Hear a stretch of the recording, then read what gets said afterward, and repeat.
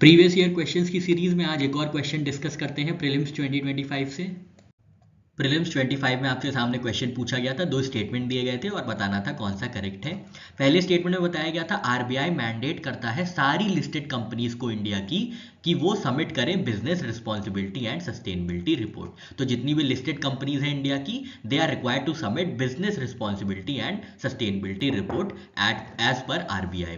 और second statement में दिया गया था इन इंडिया जो भी कंपनी सबमिट करेगी ये report business responsibility and sustainability, उनके जो भी डिस्क्लोजर्स होंगे वो largely non financial in nature होंगे। तो ये स्टेटमेंट सेकंड था। तो बिल्कुल सही बात है, स्टेटमेंट 2 बिल्कुल सही है और स्टेटमेंट 1 बिल्कुल गलत है। अभी हम आगे देखेंगे ये स्टेटमेंट 1 क्यों गलत है और स्टेटमेंट 2 क्यों सही है। तो इसका सही आंसर हो जाता है बी, 2 ओनली।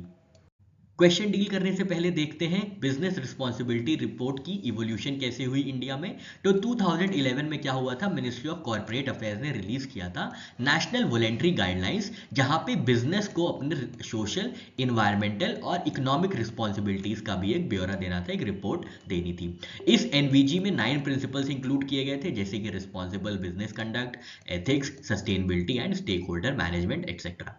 फिर इसका क्या हुआ, फिर 2012 में सेबी ने मैंडेट किया टॉप 100 लिस्टेड कंपनीज को। तो यहां से हमारा क्वेश्चन का जो पहला स्टेटमेंट था जहां पे बताया गया था कि आरबीआई मैंडेट करता है, वो गलत हो जाता है। यहां पे सेबी मैंडेट किया था 2012 में टॉप 100 लिस्टेड कंपनीज को टू सबमिट बीआरआर या बिजनेस रिस्पॉन्सिबिलिटी रिपोर्ट। फिर 2015 में इस बिजनेस रिस्पॉन्सिबिलिटी रिपोर्ट का स्कोप बढ़ा दिया गया था और अब टॉप 500 लिस्टेड कंपनीज को जो है मैंडेट किया गया था ये रिपोर्ट को सबमिट करने के लिए। 2019 में क्या हुआ था, वो जो 2011 में नेशनल वॉलेंट्री गाइडलाइंस थी उनको अपडेट किया गया था और उनको नाम रखा गया था नेशनल गाइडलाइंस और रिस्पॉन्सिबल बिजनेस कंडक्ट, ताकि इसको ग्लोबल सस्टेनेबिलिटी फ्रेमवर्क जैसे कि ग्लोबल रिपोर्टिंग इनिशिएटिव और सस्टेनेबल डेवलपमेंट गोल्स के साथ अलाइन किया जा सके। फिर 2021 में जो बिजनेस रिस्पॉन्सिबिलिटी रिपोर्ट थी उसको रिप्लेस किया गया था business responsibility and stability report से, जहां पे टॉप 1000 लिस्टेड कंपनीज को क्या किया गया था, मैंडेट किया गया था इस रिपोर्ट को सबमिट करने के लिए। क्वेश्चन की तरफ आते हैं। तो स्टेटमेंट 1 में बताया गया था reserve bank of India mandate करता है सारी लिस्टेड कंपनीज को इंडिया की सबमिट करने के लिए बिजनेस रिस्पॉन्सिबिलिटी रिपोर्ट। तो ये बिल्कुल गलत है क्योंकि ये आरबीआई का नहीं, सेबी का मैंडेट है और टॉप 1000 लिस्टेड एंटिटीज ही इस रिपोर्ट को सबमिट करेंगी, उन्हीं के लिए ये मैंडेटरी है। तो पहला स्टेटमेंट गलत हो जाता है।